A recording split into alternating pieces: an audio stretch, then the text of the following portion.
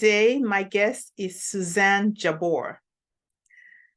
Suzanne Jabour is a grieving mom who has found meaning in her loss through helping grievers and those who are supporting them.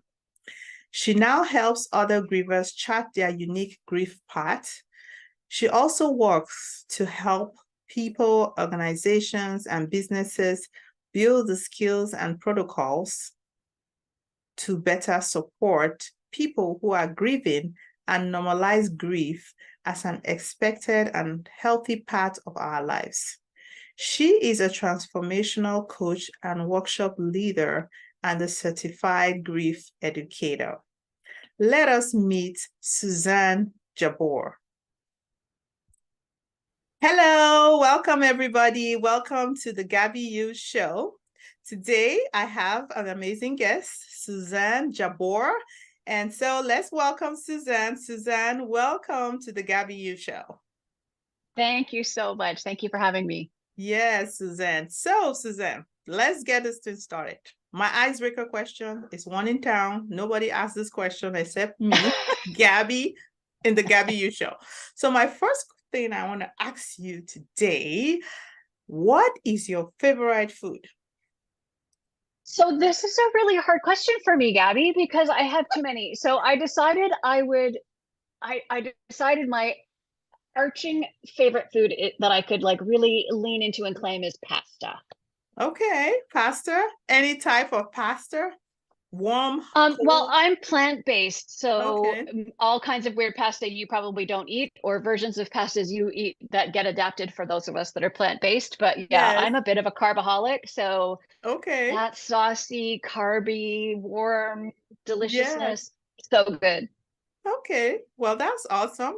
And now they have so many options because if you know some little thing about me that I love food, that's why I ask all my guest foods. I love exploring. Kitchen is my happy place. So I have figured that, I can eat the pasta and in other options, like there's so many made from lentils, made from chickpeas, so many made from cassava if you don't want to, go gluten-free, because I'm more like a gluten-free person. So I have seen that there are options there you can still enjoy and not feel like you're deprived, so to speak. But That's right. So I believe for you, you probably like all those versions.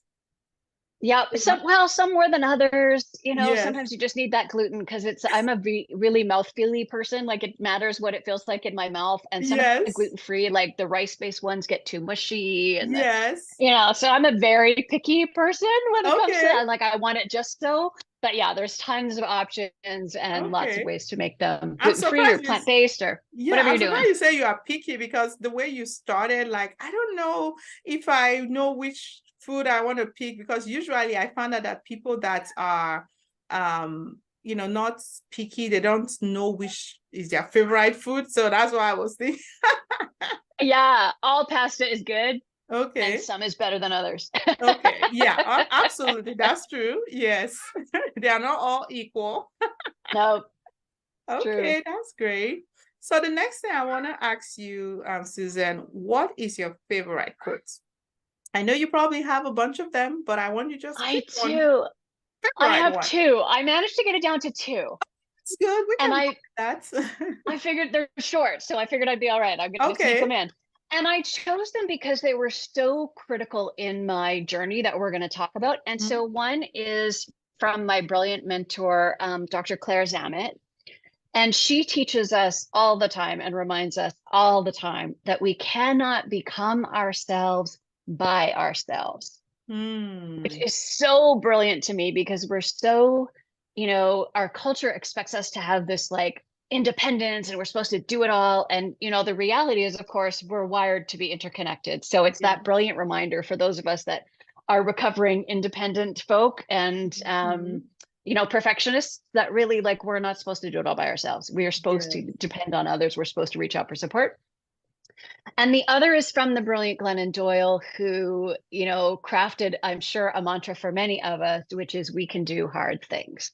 Because life, of course, has a tendency to throw hard things at us. And we just, that became really a mantra for us my daughter and I, especially in the early days of our grief journey, and just that sense of like, we can do hard things. We can do this, like one step at a time, one choice at a time.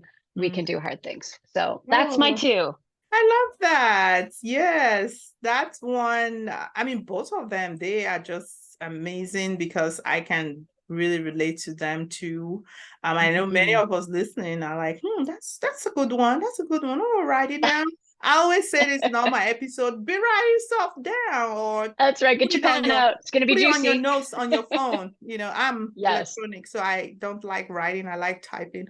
So Yeah, me too. so yes, that's really good because again, like you with your first quotes, it's one of those things that we are not meant to be this way. I look at it that we're not meant to be in this world alone. We No. need some of the energy from other people, and we need to give out that too as well. So Exactly. we are not meant to be secluded and be by ourselves. Yeah. Community, connections, relationships. That's the way the human. Yeah, that's how we're wired. It's very Yes. recent in our collective history that we're trying to do everything on our own. It doesn't Yeah. work. No, you can't. It's get to a level. Yeah, so level you will do stuff alone and then you'll be like, okay, I can't, Yeah. I'm topped out, can't do it. Yeah, Yes, exactly. we need each other. That's good. Yeah. So I want us to go into for you to share with us what you believe has shaped you to be this woman you are today. Is it from your journey of motherhood, childhood, career, or whatever? Like the table is yours. We got enough time. Share as much as you can.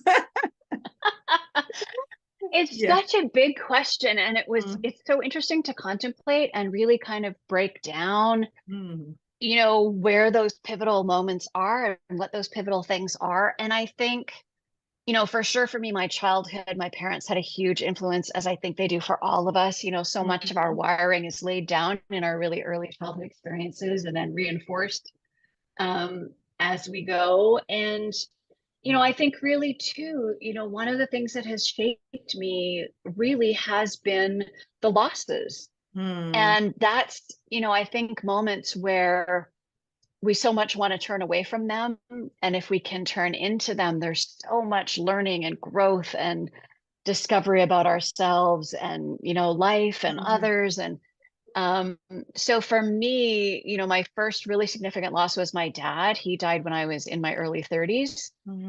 I had a 4-year-old and a baby, so much earlier than I would have liked, to have my dad gone and have them lose their grandpa. And then my mom died when I was in my 40s. So, not early, compared to lots of people, but much earlier than I would have liked, right? We all have this kind of, story about how our lives are going to go and our parents are going to live for a long, long time. And that wasn't the case for me. So, and that really was the start for me of this journey of, when my dad died and I had 2 tiny kids, I couldn't do it all myself. Like I had to give up that sense that I could do everything and be everything to all people. It was impossible. So I really needed to reach out to others for help. And, luckily I had a support system around me that all leaped into help. And that was how I survived that. And, when my mom died, it was a little bit different. My kids were older, obviously, and they didn't need the same kind of, diaper changing kind of level of support, but, we all needed support. And then, that all kind of, I think in many ways set me up with some skills that weren't sufficient, but were better than nothing when my son died, because of course there's something about that out of order loss that just makes grief to, the next level that I hadn't experienced before. I couldn't even really imagine. And I'm weirdly grateful that I had those other close losses so that I knew that that I could survive it as a bare minimum, right? Yeah. And that if I could stay aware and stay somehow present to what was happening and just turn towards it, that there was real richness there. And as deep as the pain was, the opportunity to make choices and to be really clear.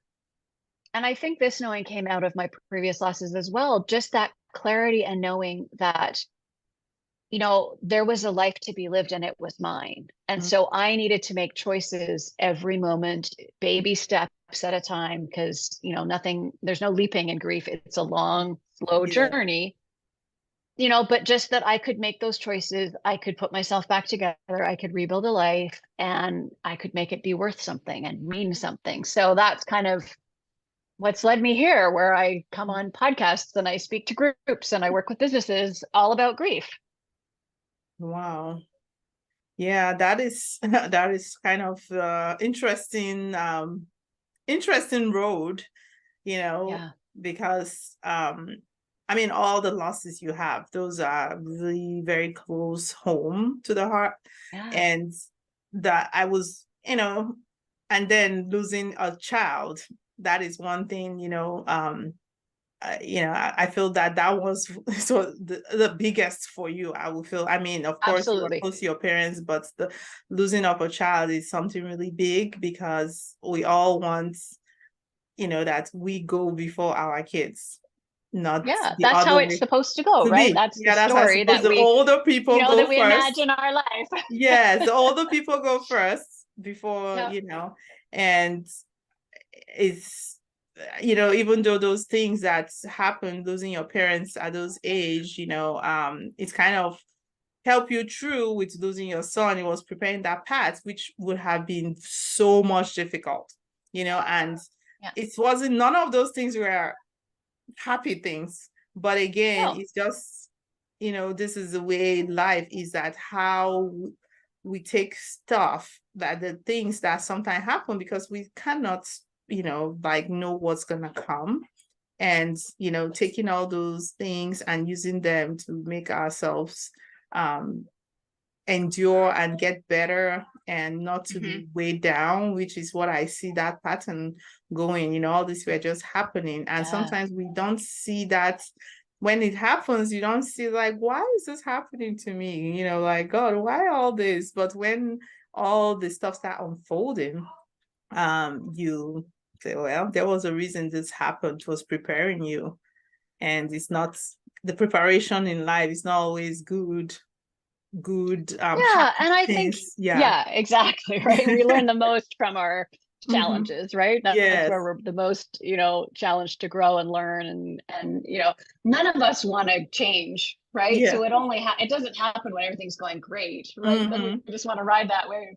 And I think it's so interesting what you're saying about, I really don't subscribe to that kind of idea that things happen for a reason. I think that's really tricky for people who've had losses that in many ways don't, there's no reason to them. They don't make reasonable sense. That particular time when it happens, it doesn't make any sense at all. Yeah, but I do think that, when things happen, we have a choice. Yeah. And we have, we're constantly making choices. Every moment of every day, we're making little tiny choices that all add up. And I think it's leaning into those choices, and leaning into that sense that,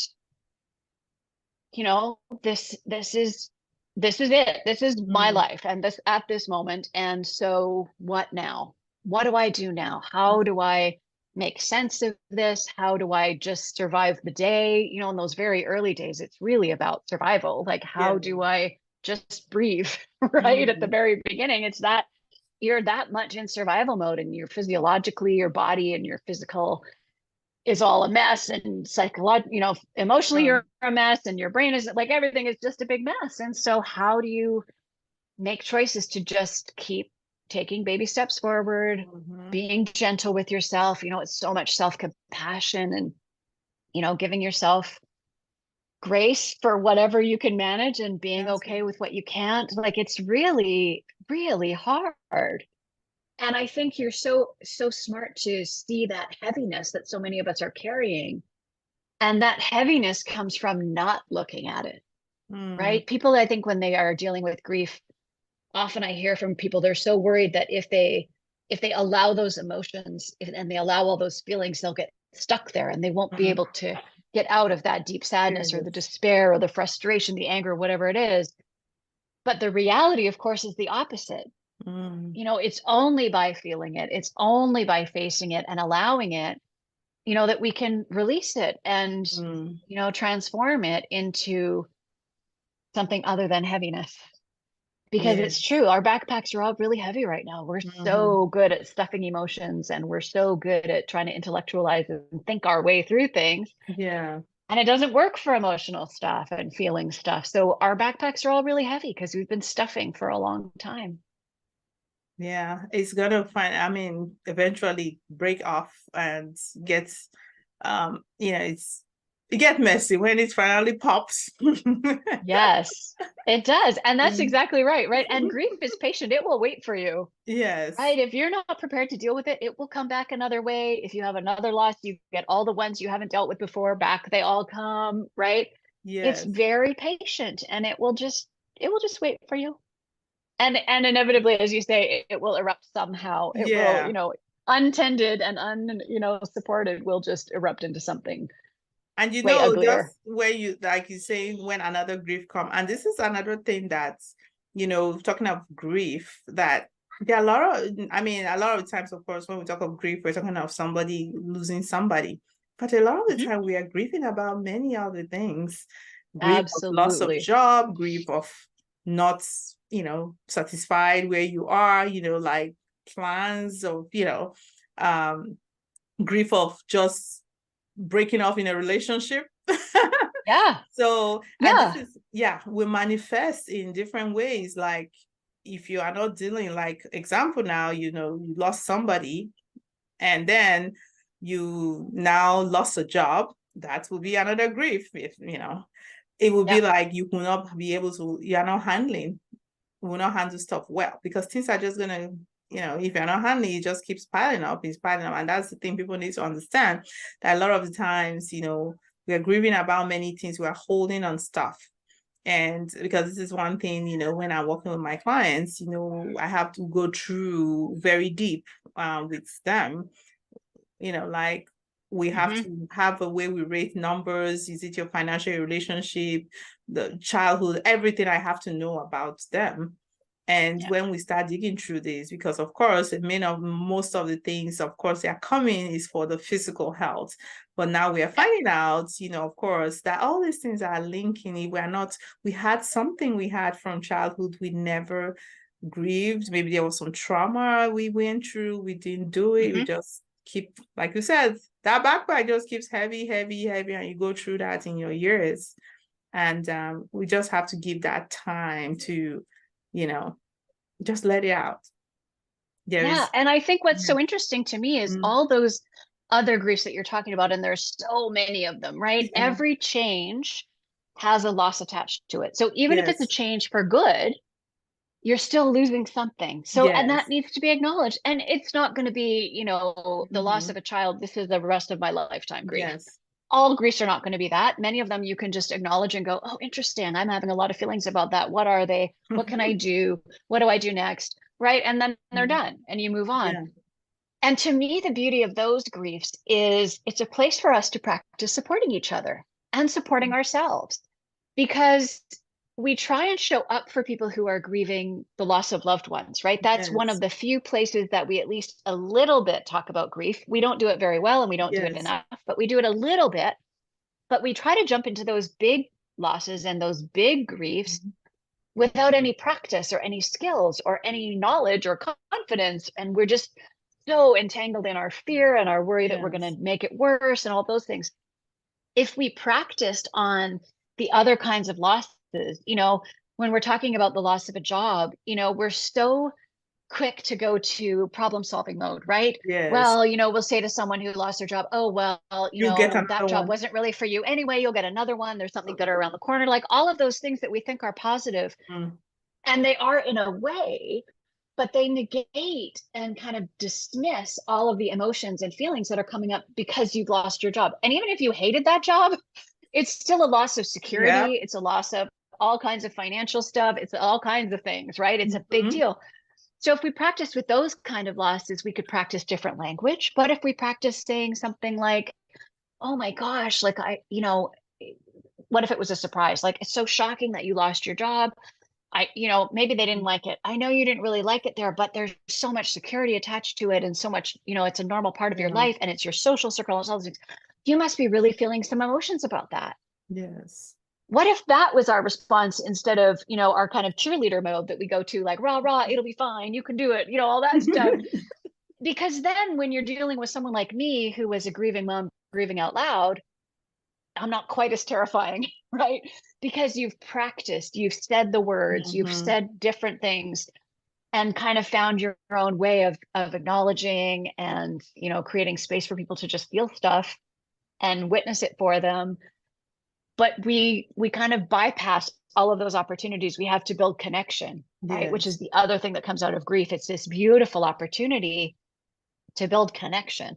Because if we can show up for each other in those darkest days, in the messy, mucky yuck of it all, those are connections that just have so much beauty to them and so much power. The people, for me, the very few of them that were able to do that, those are people that I will count on for the rest of my life. And I believe that they feel the same way about me. They know they can come and say anything because we have said everything to each other, right?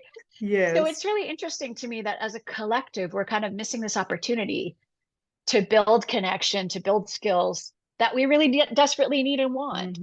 And so that's, always something that I encourage people to do. Like, think about how could you say something different when someone has a loss? And just acknowledge that it's a loss. It's okay to say, wow, that's terrible. That's okay. They know, I hear all the time people, they don't want to remind the person that, they'll say, oh, I don't want to remind them that their friend died, for example. I'm like, you are not reminding me. I know every moment of every day that happened. And so you're not reminding me. The contrary is true, right? Me knowing that you also remember is comforting. So it's that sense of like, how do we navigate all of that? And we need to practice. These are skills we can learn. It's not stuff we're supposed to know. We don't know it. So we have to learn it again, even if we knew it at some point historically, ancestrally as babies. I don't know, but we don't know it now. So we need to work together to learn these skills. Because, the people, like, maybe somebody that have experienced it before, like you know how to talk, but a lot of people have never experienced such a thing to even know the right thing to say. And, that's an okay thing to say. Yeah. What if we started there instead of pretending that we know what to say or just backing away because we don't? What if we said, gosh, I don't know what to say. I have no experience like yours, and I care about you, and I'm here. And exactly. Can I do your grocery shopping? Right? Whatever it is. Oh my goodness, that's right. You said it. I know I did some training about that, which was kind of like for grief. It was on postpartum. I did some training of how to talk to women. They lost their babies, miscarriage, or even just lost their baby. Things you should say, things you should not say. All that. And I think it's all those part of training of grief too, Yes. And, like there was one say to tell the person that, oh, don't worry, you'll still have another baby again. Like, it's, you're still young. No. Don't say it. Yes, it's God's doing. God knows the best. It's like, no, not that time. No. You mean well, but so it was. I know I did all those words and the training and all that. So a lot of us. Yeah, I love doing in some of my workshops, we'll do a brainstorm. And come up with like all of those things that we've heard said that we know instinctively that they're terrible. And then like, can we rip them up? Can we have a ceremonial burning? Like we need to do something to just release all of those and start fresh, because all of those are not working. Because, you probably had a lot of people say that all the time and think that is the best thing, is the normal thing to say. And you think it's supposed to bring relief, but but it doesn't. At best, most of those things are neutral, but some of them are really actively harmful. Like they actually I could feel them like a stab to the heart. And I really got to the place where I had to just listen like to the person's intention. Like I had to stop listening to the words, because so many times the words were so problematic. Like, okay, I just need to hear that they care about me, and I'm just not going to listen to the way they articulate that, because the words are not going to be right. Yes, just look at but that's intention. Really hard to do when you're in the throes of deep grief. That's a lot to ask of people. So yeah, it's, we it's part of life. Every day we get better and we're learning stuff, and we have That's to right. kind of, it's a good place to be, to know all these things, and look for those opportunities to learn, somebody like Susan. Yes. That's right. Oh, wow. So what would you say you're most proud as a woman today? What am I most proud of? I am most proud of just the amount I've learned about having a really great relationship with myself. Mm-hmm. Because to me, that's the foundation of it all. Yes. If I don't have a solid relationship with myself, I have no ground to stand on to try and have a relationship with other people. And I think, especially as women, we're so raised to be overgivers, to people pleasers, all of those kinds of things. And I just really, it's been a long road and journey to get there, and to just be really focused on continuing to just put myself first. Like, for women to have ourselves even on the list is huge. And then to try and move, it's been a journey to kind of slowly move myself up the list. Like, I actually need to be first on the priority list. And Yes. especially, I think, as mothers, like, we are used to being like, we are not even on the list. Oh, There's so yeah. much other stuff to do. So it's really that sense of like, how do I take good care of myself so that I have it in me to give to others? So that I have it in me to make an impact. So I have it in me to teach and to share my journey. And that foundation is that self-compassion piece that we touched on earlier, like that sense of, I'm really, really great. And I have tons to learn, and I have tons to still figure out. And I'm enough and lovable and worthy. And that's huge. Yes. Oh, no, that is so big one.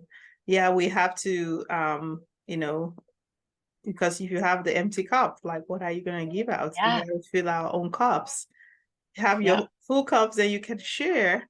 But what can you share when it's an empty cup? What are you going to give? Yeah, if our tank is empty, there's nothing. Like, there's nothing. You just drying up yourself more. Yeah, and then we're giving out of obligation or out of expectation, like, and none of that is genuine. None of that is particularly healthy, but we spend a lot of time doing it. Oh my gosh, I spent a lot of time doing that kind of stuff. And now I'm like, nope, my first obligation is to myself. Yeah, you become resentful. Yes, it's so easy to get there. Yeah. Yeah. Resentful to the people that love you most, and you're like, what is and never asked you to do what you're doing either, for the most part. None of them asked you to do what you're doing, right? Yeah. But we got fed that story at some point, or that's what we see playing out in the media. We watched a movie the other night, and it was so funny. It's one that had not aged well. I won't out it because it doesn't matter. But the female lead was so useless. We were so mad at her the whole movie, and I finally said partway, like, okay, they did not write this movie. This is the writer's fault. It's also very of an era where she was just like this damsel in distress. The whole entire movie had no agency, it was ridiculous. But we get fed those stories, and so we think that's what we're supposed to do. And then we set up our shared agreements in our relationships from that foundation.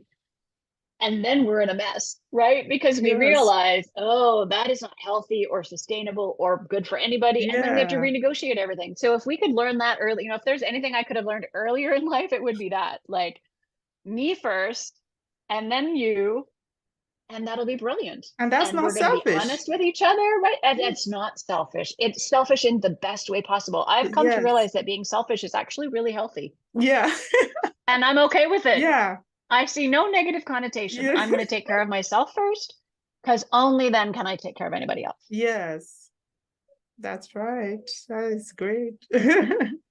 Take care of yourself first. Self-care. Yeah. And it's hard. I'm not here to tell you it's easy. It's hard because you are fighting societal expectations. You're fighting your conditioning. You're fighting all kinds of stuff, but you can do it. As a woman, as a mother, Yeah. Yeah. So what are some of, you've talked a lot of encouraging things, but I want us to just kind of wrap it, put a little package here. What are some of the encouraging words you want to give this person listening today before we round up here?